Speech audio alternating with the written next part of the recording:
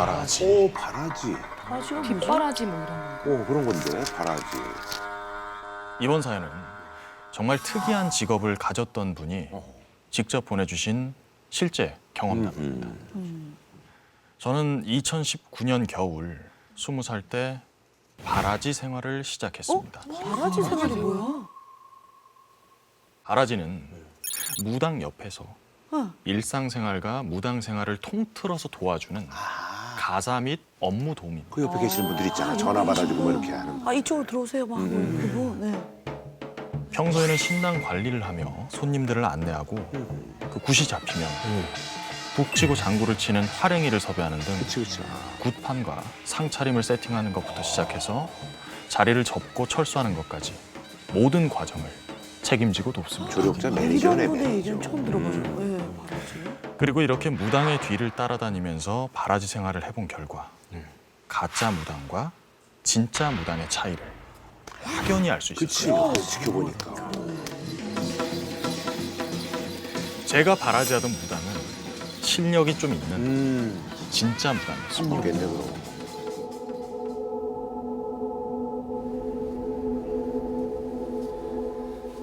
서울 강서구에서 신당을 운영하는 한 신녀님이었는데 이상하게 신력이 있음에도 그 손님이 많지가 않았어요. 야, 이거 구술해야 되나?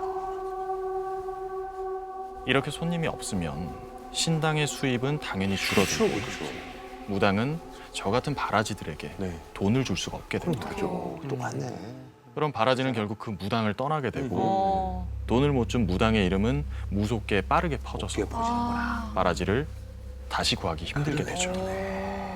제가 바라지하던 신녀님도 바로 이걸 걱정했습니다. 그럴 수 있지. 그리고 그 걱정이 이 사건의 발단이었습니다. 아, 뭔가 일어나는구만. 수입이 없어 힘들어하던 어느 날 아, 신녀님, 대체 어디 다녀오신 거예요? 신녀님이 언가 가득 담긴 포대를 짊어지고 신당에 들어왔습니다. 그리고 무표정한 얼굴로 포대 안에 든 걸 와르르 쏟아냈는데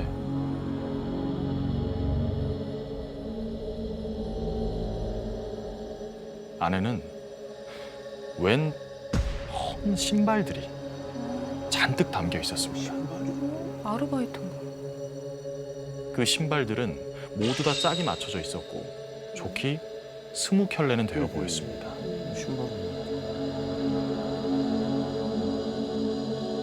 이게 웬 신발이에요?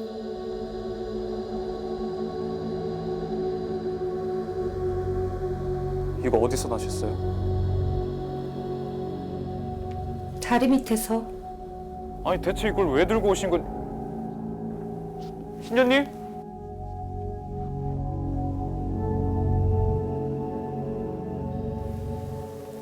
소름이 끼쳤습니다. 물론 제가 무당은 아니지만 그 신발들을 보자마자 한 가지를 알 수 있었거든요. 어디서나 봤을 법한 평범한 신발. 하지만 왠지 신으면 안 될 것 같은 신기는 싫은 그런 느낌을 풍기는 신발들. 그건 모두 망자의 신발 같았어요. 다리 밑에서 주웠다는 게, 저는 멀쩡하던 분이 대체 왜 그런 신발들을 가져온 건지 이해가 되지 않았고 그 쓰임새도 전혀 예상이 가지 않았습니다. 그런데 신녀님이 신발을 가져오고 2주 정도 지났을 무렵 이상한 일이 벌어졌습니다. 신당이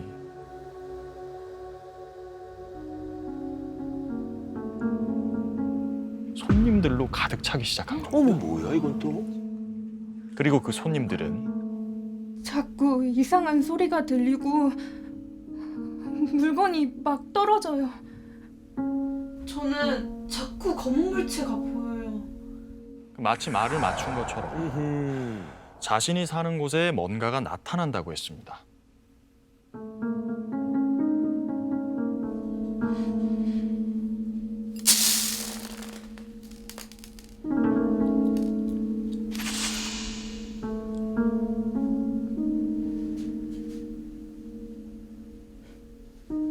여기 발목엔 지방령이 있어.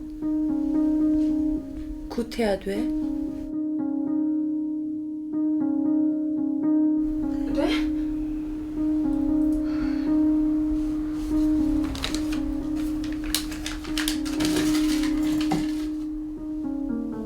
그리고 점차 시간이 지나자 신당 달력은 굿 예약으로 어휴. 가득 찼습니다. 야, 그 신발을 잘 갖고 왔네.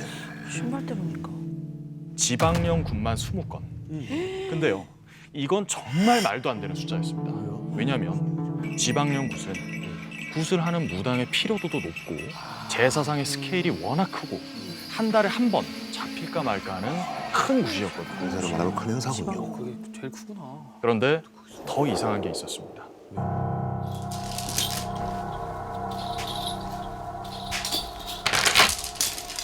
신녀님 어디 가세요? 아 저번에 말씀하셨던 그 지방연구 가시는 건가요? 그럼 저도 빨리 채비하고 오겠습니다. 아니야.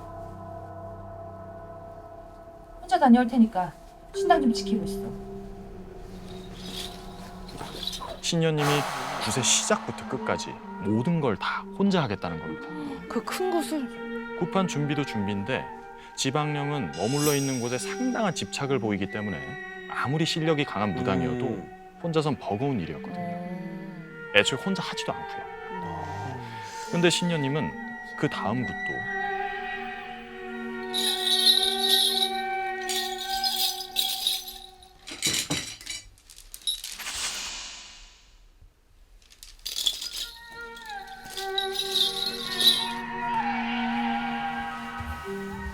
신녀님 제가 챙기.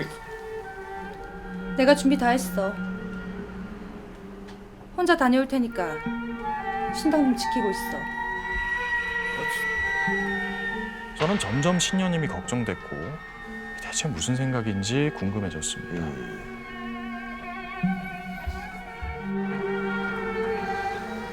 그래서 혼자 가겠다는 신녀님의 말을 무시하고 몰래 따라 나섰습니다. 확인해야지. 기도 하고.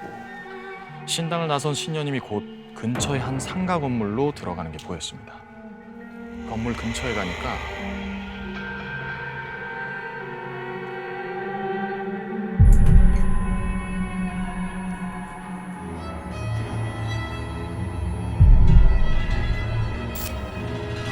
마치 불빛이. 사람이 가득 찬 엘리베이터 한가운데 제가 낀 것 같은.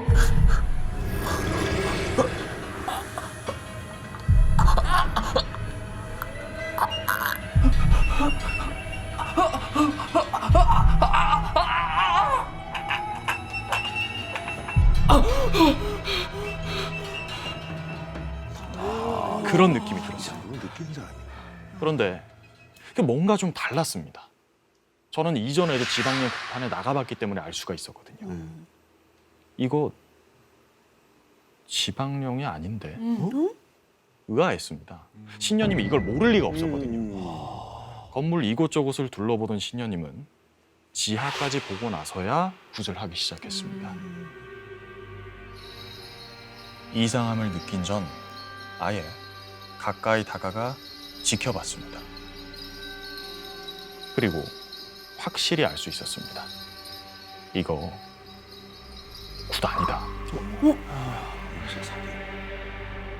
직접 섭외한다던 활행이도 없고 오로지 신녀님만 덩그러니 서서 대충 그 춤추는 신용만 하고 있었던 겁니다. 가까이 다가온 절 발견한 신녀님은 갑자기 흘끔흘끔 제 눈치를 보더니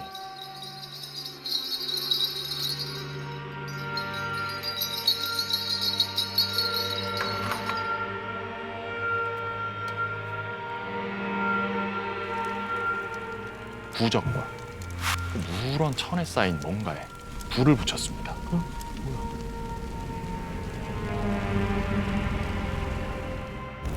천이 타오르면서 안에 담긴 물건이 보이기 시작했어요. 그건 신발 한 켤레였어요.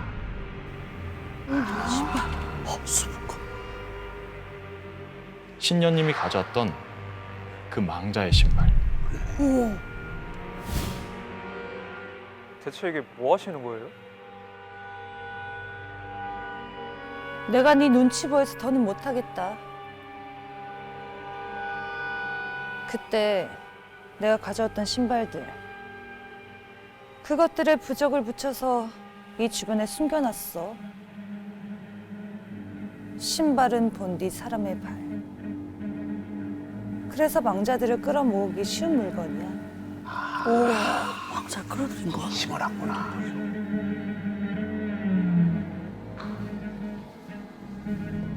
그간 신녀님은 신발로 떠도는 망자들의 혼을 끌려오게 만든 다음 부적을 이용해 강제로 신발이 있는 건물에서 못 벗어나게 묶어두고 있었던 겁니다.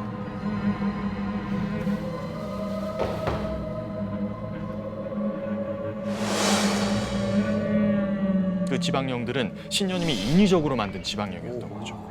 억지로 원치 않은 곳에 묶인 망자들은 당연히 한을 품었던 거고 그 한과 그곳을 벗어나고 싶어하던 몸부림이 손님들에게 헛것과 그 이상한 소리 그런 식으로 나타났던 거고요. 그럼 신녀님은 굿을 한답시고 흉내를 좀 내다가 몰래 숨겨둔 신발과 부적을 태워 묶어놨던 혼을 풀어주기만 하면 됐던 겁니다. 쉽게 돈 버는구나. 혼자서도 아주 손쉽게 할 수 있고 큰 힘을 들일 필요도 없는 무속 사기극이었던 거죠. 와, 대단하다 진짜. 미쳤어요? 안 무서워요? 영혼 가지고 장난치면 천벌 받는 거 아시잖아요.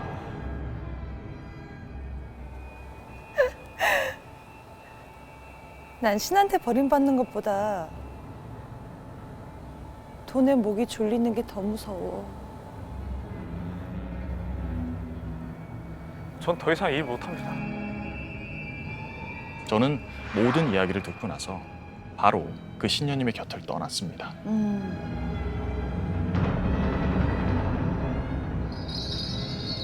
신의 뜻을 전해야 하는 무당이 신보다 돈을 우선시했기 때문에 분명 업보로 되돌아올 것이고 곁에 있는 사람 또한 이런 만행을 방관한다면 그 업보를 똑같이 맞을 것이기 때문입니다.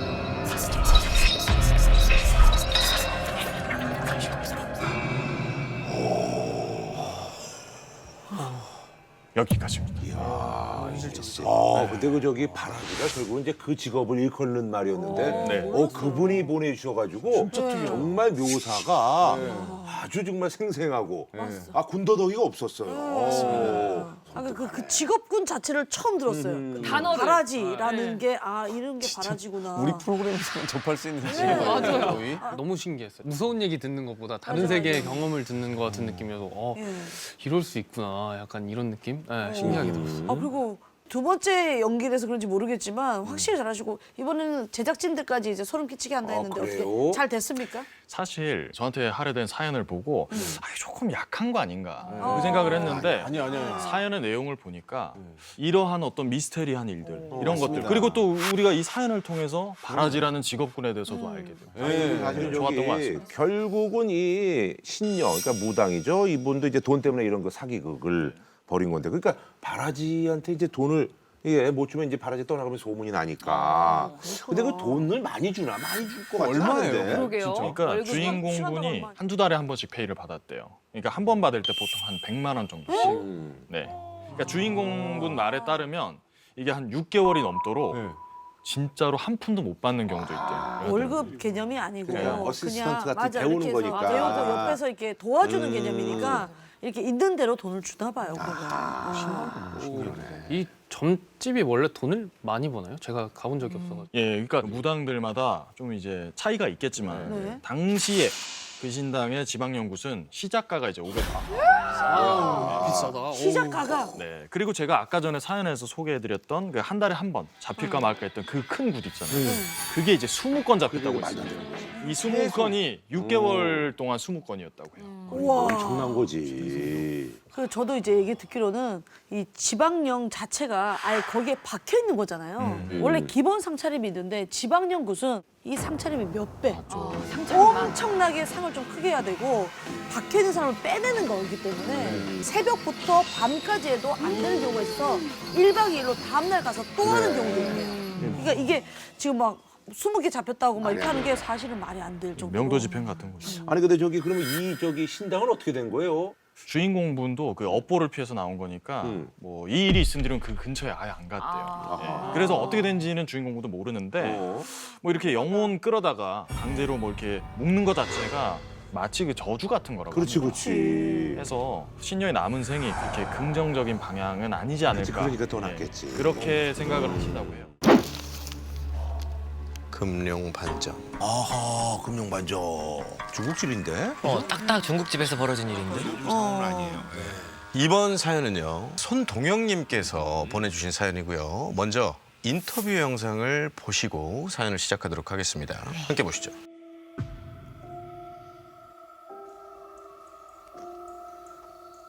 그 당시에는 혼자서는 여기 거의 안 다녔거든요. 남자들도 웬만하면 3, 3, 5 모여가지고 넘어가고 그때 당시 교수님들도 해지면 여기 다니지 말라고 이렇게 당부를 주셨어요. 오 진짜 있어. 어떡해. 이제 여기 지나면 이제 금룡반점이라고 폐 건물이 있는데 저건가 봐. 어머, 너무 멀쩡하다 근데 건물이. 그때 생각이 나니까 지금도 살짝 닭살이 조금 돋아요. 어떤 일이지? 그럼 지금부터 제가 동혁 씨를 대신해서 2006년 여름밤에 이 소름 끼쳤던 경험담을 들려드리겠습니다. 학교라는 교도소에서 이 교복이란 죄수복을 입고 졸업이라는 석방을 기다렸던 저는 드디어 20살 자유를 얻었습니다. 제일 좋을 때. 대학에 들어가 우빈이와 정학이 그리고 병주까지 죽이 척척 맞는 친구들도 얻었죠. 맨날 술이야 술이야. 그날 밤도 학교 근처에 모여서 놀다가 한껏 흥이 올랐는데 너는 거기 들어봤냐? 금룡반점? 야 거기 모르는 사람이 어딨냐? 요즘 거기 엄청 핫하대잖아. 심령 스팟으로. 예전에 그 앞에서 여학생 죽었다는 거기. 저희 학교 뒤에 헐떡고개라는 산길이 있거든요. 어느 날 밤 한 여학생이 그 고개를 넘다가 괴한에게 몹쓸 짓을 당해서 그만 극단적인 선택을 했다는 거예요. 그 후로 이상한 일이 계속 벌어지더니 결국 거기 있던 금룡반점도 망해버렸대요. 폐업한데 보나 폐업. 갈래? 금룡반점? 아 그런 데를 왜 가? 야 동이 쫄았다. 쫄았다. 이병 우리끼리 갈래? 가자. 쫄았네. 술 때문인가 순간 기분이 확 상하더라고요. 야 가. 일어나. 끼부리지 말고 앉아. 아 가 나와. 안 가야 되는데. 그렇게 저와 친구들은 자정이 넘은 시각 소문의 금룡반점으로 향했습니다. 아씨 왜 이렇게 깜깜해? 정말 한치 앞도 내다보기가 힘든 거예요. 숨을 헐떡이면서 고개를 넘자 당장이라도 무너질 것 같은 벽 위에는 금룡이라고 쓰여 있었어요. 그 건물이구나. 금룡. 친구들 앞에서 큰 소리를 쳤는데 이 막상 들어가려니까 너무 쫄리더라고요. 우빈이와 정학이를 따라서 머뭇머뭇대면서 들어가려는 그 순간 깜짝이야. 깜짝이야. 갑자기 가로등의 불이 팍 하고 꺼지는 거예요. 난 못 가. 니들끼리 가. 그렇게 겁에 질린 병주를 밖에 두고 나머지 셋만 금룡반점 안으로 들어갔어요. 같이 갔어. 어찌나 어두운지 랜턴 불빛에 겨우 의지해서 식당 홀로 이동했죠. 그런데 뭐야, 이게 말이 돼? 차곡차곡 정리된 수저, 가지런히 놓인 의자와 테이블, 이 위에 쌓인 먼지만 없었다면 마치 어제까지 가게를 운영한 것 같았어요. 이게 더 무서워. 예상과 다른 풍경에 괜히 목덜미가 섬찟섬찟했습니다.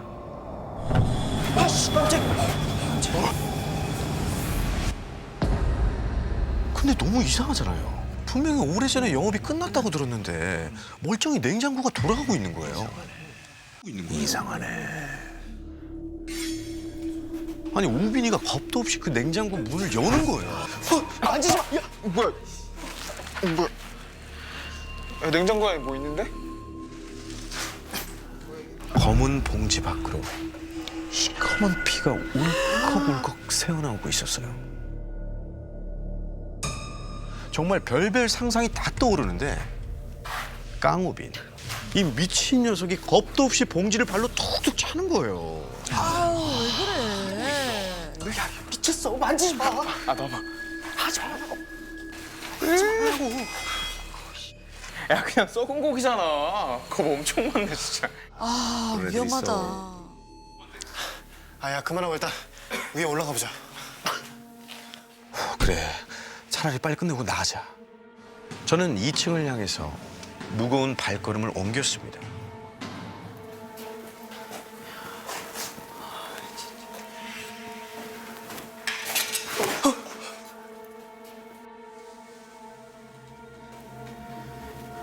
아차. 서늘한 이 감촉이 뒤통수에 닿더니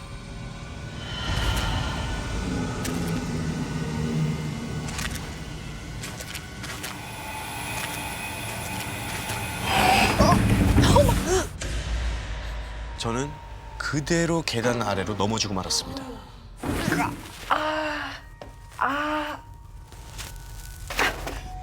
야, 너지, 깡우빈. 두 친구 모두 계단 위에서 황당하다는 듯이 저를 보고 있었습니다.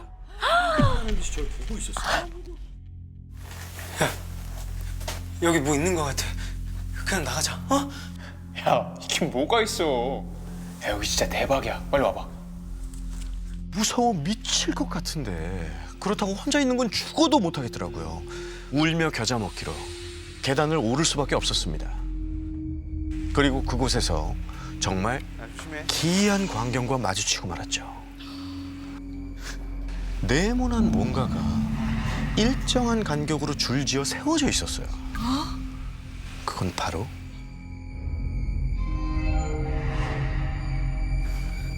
불빛을 비추면서 다가가자 환하게 웃고 있는 신랑 신부. 거기 왜 있어?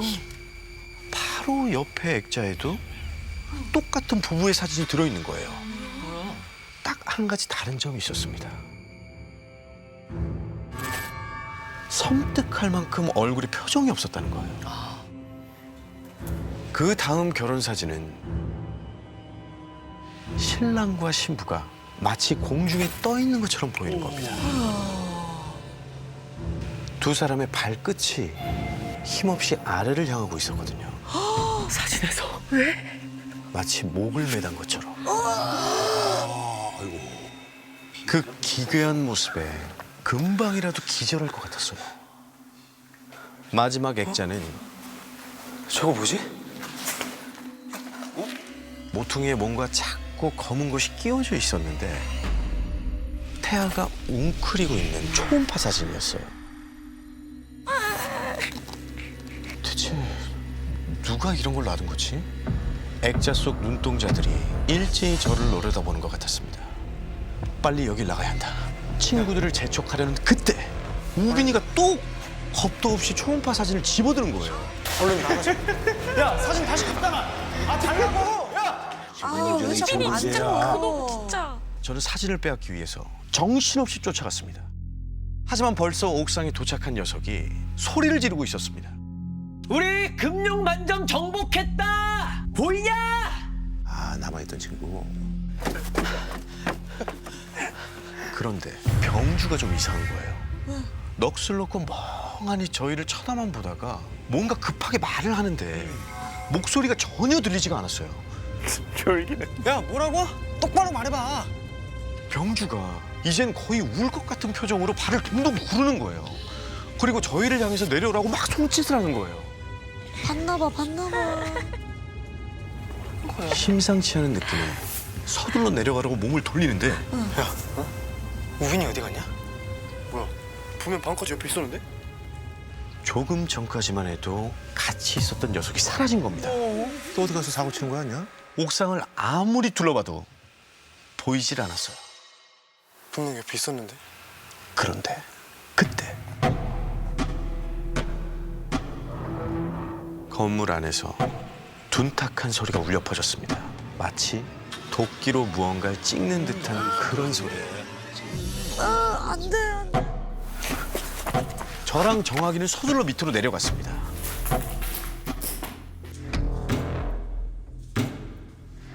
소리를 따라가자 친구의 뒷모습이 보였어요. 두려움을 애써 참으며 야, 깡구빈. 조심조심 다가갔어요. 그 손에는 시퍼렇게 날이 선 칼이 들려 있었어요. 야, 너 거기서 뭐해? 탁자 위에 검붉은 피, 그 피를 잔뜩 묻힌 채 썩은 고기를 미친 듯이 썰고 있는 거예요. 야, 대답은커녕 돌아보지도 않고 더 빠르게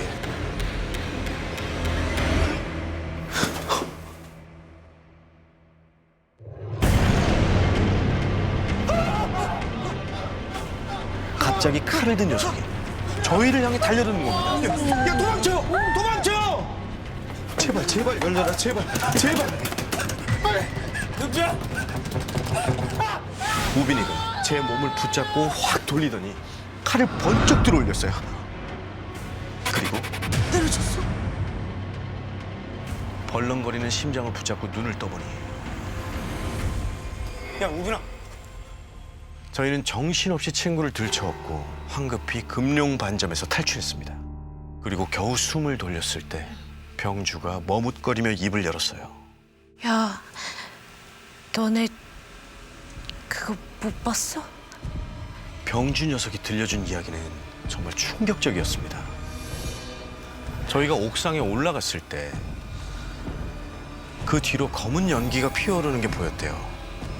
두 눈을 비비고 다시 확인해 보니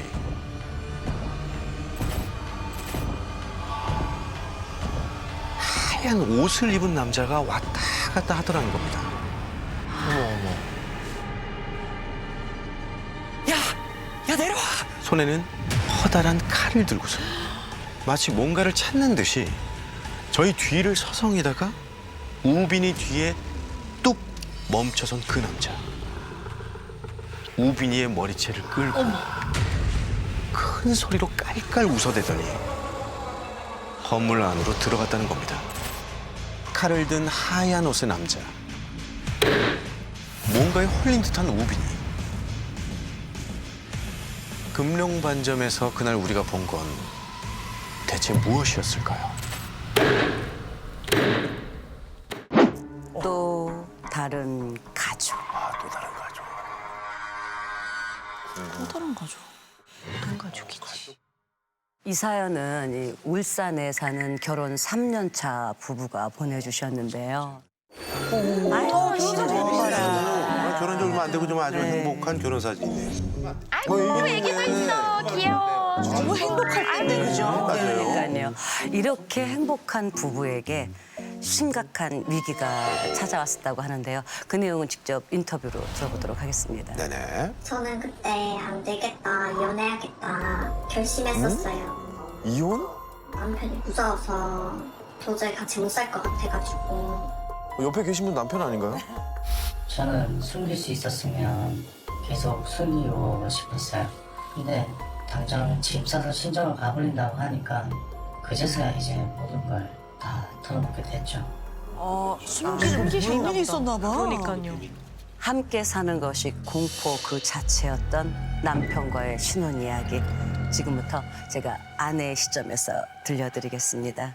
2021년 가을 결혼하고 얼마 지나지 않았을 때 일입니다.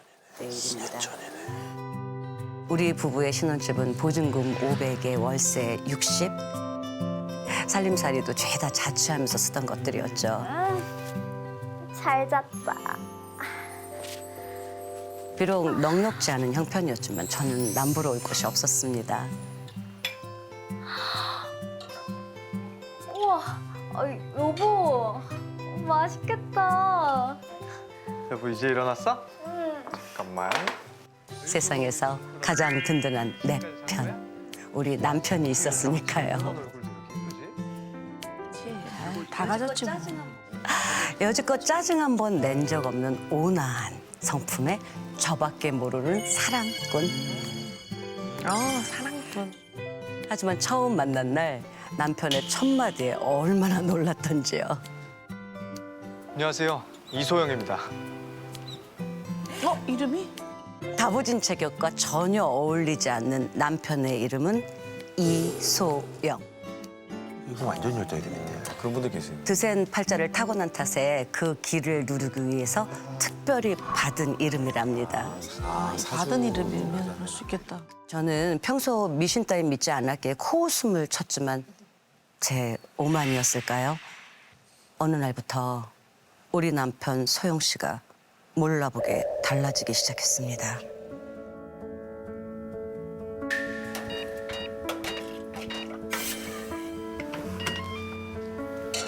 왔어? 퇴근한 남편을 반갑게 맞았는데 얼른 씻고 와. 밥 먹자. 그이가 한참 동안 아무 말도 하지 않은 채 현관 앞에 서 있는 겁니다. 그것도 싸늘하게 굳은 표정으로 말이죠. 왜 갑자기? 여보, 왜 그래? 의아해서 가까이 다가가자 저를 확 밀치더니 코를 찡그리며 냄새를 맡았습니다. 그리곤 아이 썩었네. 당신 쓰레기 안 버렸어? 쓰레기? 온 집안에 썩은 내가 나잖아. 응? 왜 이래 갑자기? 거실, 화장실, 다용도실까지 구석구석 냄새를 맡는데 대체 어디서 난다는 건지 의아했죠. 그렇게 난 냄새를 맡던 남편이 제가 말릴 새도 없이 쓰레기통을 마구 헤집기 시작했습니다. 화를 내면서 봉지를 찍고 여보, 뭐 하는 거야? 더러운 내용물을 꺼내 손으로 휘젓고는 당장 방으로 들어가!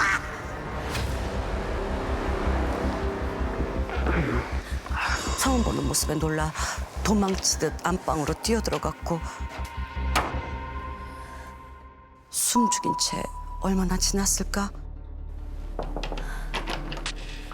여보, 밥 먹자. 아무 일도 없었던 것처럼 웃으면서 남편이 들어왔습니다. 시원하다. 뭐야 이거. 대체 왜 그런 거야? 좀 전의 상황을 물어봤지만 그에 대해선 입을 꾹 닫은 채로 말이죠.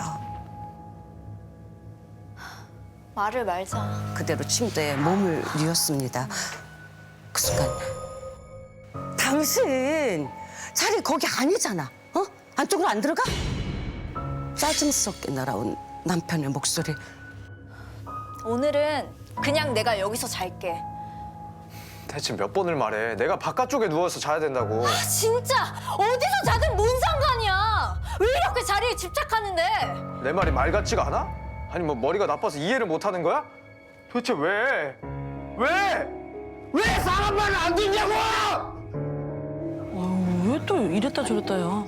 아니 침대 바깥쪽에 누운 게 이렇게 화를 낼 일인가요? 저도 오기가 발동해 더더욱 침대 안쪽으로 들어가기 싫더군요.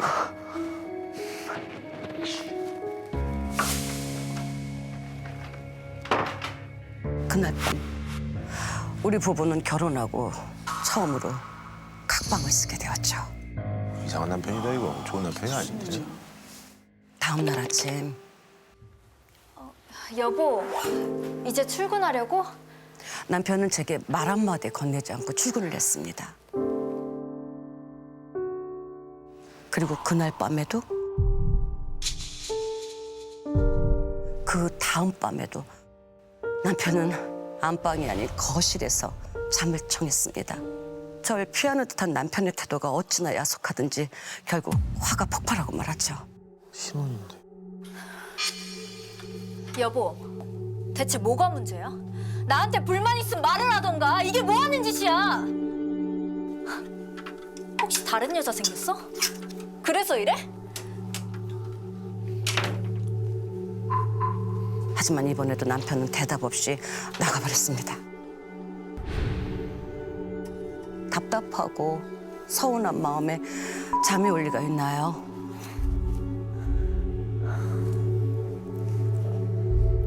침대에 누워 한참을 뒤척이고 있는데 웃고 있는 거야? 거실에서 남편의 웃음소리가 들려오는 겁니다. 아, 심각한데. 저는 기가 차고 어이가 없어 곧장 거실로 나갔고 눈앞에 펼쳐진 충격적인 광경에 할 말을 잃었습니다.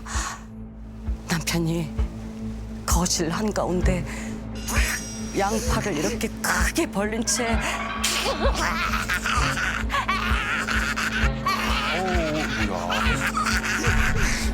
온몸을 비틀면서 고개를 마구 흔들고 있는 겁니다.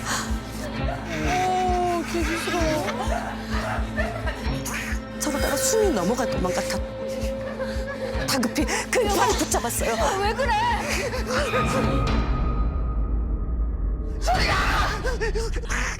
대체 방금 본 게 뭔지 쿵쾅거리는 심장을 부여잡고 안방으로 피신을 했습니다. 남편의 기이한 행동에 오만 가지 생각이 다 들더군요. 무섭다, 진짜. 네. 누구에게 하소연이라도 하면 좋으련만 차마 입 밖으로 남편이 미친 것 같다는 얘기를 꺼낼 엄두가 나질 않았죠. 또 누구한테 얘기해 이거를. 아. 각방 생활을 한 지 한 달째. 한 달이나? 꽤 기네. 더 이상 현실을 외면할 수 없는 사건이 터지고 맙니다. 더 심한 게 일어났어. 그날은 새벽 2시가 넘도록 남편이 집에 들어오지 않았습니다. 남편이 이제 뭐 막 나가는구나 진짜. 기다리다 지쳐 선잠이 든 찰나 이 새끼들아. 감히 어딜 넘봐. 이건 절대 안 돼. 안 돼. 놀라 일어나자 바닥에 널브러진 옷들과 엉망이 된 옷장이 눈에 들어왔습니다. 옷이 왜 다 꺼내져 있지? 바닥의 옷들은 열린 방문 너머 거실까지 이어져 있었죠. 전 옷들을 하나씩 줍기 시작했고 거실로 나간 순간 눈을 의심하는 장면을 목격하고 말았습니다. 거실 한가운데 마치 무덤처럼 쌓인 옷더미 그리고 양손에 옷을 움켜잡고 이를 악물며 끌어당기고 있는 남편. 누구있다. 감히 어딜 넘봐. 더러운 손 안 쳐! 남편은 죽어도 빼앗길 수 없다는 듯 사력을 다해 옷을 붙잡고 있었는데 대체 누가 옷을 훔치려는 거지? 설마 도둑? 조심스럽게 반대쪽을 확인했습니다. 그런데 아무도 없었어요.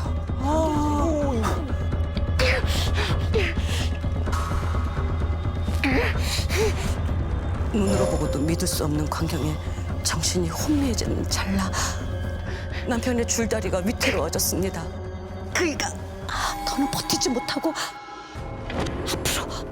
앞으로 끌려가기 시작했어요. 그대로 뒀다간 뭔가 큰일이 날 것만 같았습니다. 여보! 이소영! 그러자 옷을 당기던 기괴한 힘이 거짓말처럼 사라졌고 옷더미 사이로 쓰러지고 말았습니다. 전 도저히 이 끔찍한 상황을 더는 버틸 수가 없었습니다. 당신 나한테 숨기는 거 있지. 이 옷들은 또 뭐고 이게 다 뭐냐고. 이게 사는 거야? 나 도저히 이렇게는 같이 못 살아. 이혼까지 거론하자 그제야 남편의 무거운 입이 열리더군요. 한 달 넘게 그 사람 혼자 알고 있던 비밀, 그건 바로 또 다른 가족이 살고 있다는 사실이었습니다. 처음 집을 보러 갔었는데 거실 한쪽 구석에 그 가족이 다 보였어요. 그런 모습을 진짜 처음 본 거예요. 이분은 어떻게 보지? 아주 창백한 모습이었고 젊은 불구하고 어린 아이까지 있었는데 자기들을 보나 안 보나 이 눈동자를 막 이렇게 돌리는 거예요. 사람은 아니구나, 귀신이구나, 딱 그때 생각했었습니다. 사실 예전부터 가끔 귀신을 좀 보고 그랬었는데 제가 딱 보면 그 순간 딱 사라지고 그게 끝이었거든요. 근데 이번에는 일주일이 넘도록 계속 보이고 그 뒤로는 계속 활개를 치는 거였어요. 활개를 쳤어. 이사할 때 남편이 제게 부탁한 2가지 조건이 떠올랐습니다. 무조건 침대 안쪽에서 잘 것. 그 보였으니까. 혼자 있을 땐 안방에 들어가 문을 꼭 잠글 것. 하지만 남편은 그것만으로 불안해서 거실로 나가 저를 지키려고 했는데 귀신 가족들의 이 지독한 괴롭힘이 시작됐다는 겁니다. 괴롭히기까지. 그러니까 얼마 전 양팔을 벌린 채 숨이 넘어가라 웃었던 남편. 한밤중 제 옷을 훔쳐서 빼앗으려 했던 것도 바로 그 귀신들이었고요.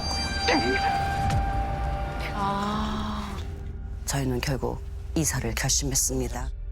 떠날 날만을 손꼽아 기다렸죠. 그러다 남편의 야근 때문에 홀로 집에 남겨진 늦은 밤, 겁이 나서 이렇게 안방문을 잠근 채 시계만 바라보고 있는데 남편이다. 어머, 우리 그이가 왔나 보다. 안도하며 안방문을 이렇게 열려고 했죠. 그 순간 온 집안을 돌아다니는 시끄러운 발소리와 함께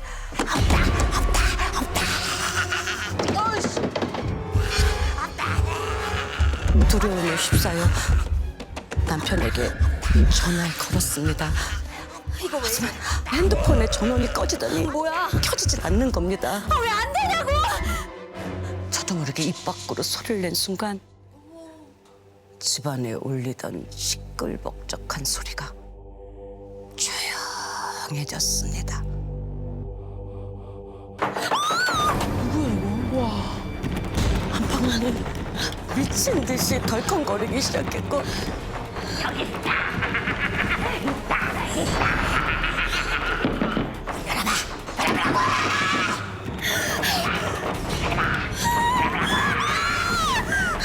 그대로 전 정신을 잃고 말았습니다. 그 길로 우리 부부는 수소문 끝에 용한 무당집을 찾아갔습니다. 여기 발묶인 지방령이 있어. 무당이 말하길 그냥 가만뒀다면 별 문제가 없었을 텐데 남편이 그 귀신들을 쫓아내려고 하는 바람에 크게 분노를 사고 말았고요. 건드렸네. 저희가 그 집을 떠난다 해도 화가 난 귀신들이 계속 쫓아올 수도 있다고 했죠. 아이고 아이고. 무당이 알려준 비방은 이랬습니다. 하루빨리 그 집을 나갈 것. 죽은 영혼이 입는 한복과 꽃신을 준비해 조용한 곳에서 태우라는 것이었죠. 위장하는구나 위장. 저희는 곧바로 집 뒤편에 있는 공토로가 옷가지를 불에 넣으며 간절히 빌었습니다. 제발 좋은 곳에 가세요. 가세요. 그 후 더 이상 그 귀신 가족은 저희에게 나타나지 않았습니다. 오 다행이다. 진짜 너무 다행이다. 이사 온 지 이제 갓 2년이 흐른 지금 세상에서 가장 소중하고 예쁜 아기 천사가 찾아왔어요. 그런데 그런데? 요즘 들어 불현듯 떠오르는 게 있습니다. 제 남편의 샘 팔자가 아들에게 대물림되는 건 아닐까? 또 다른 귀신 가족과의 동거.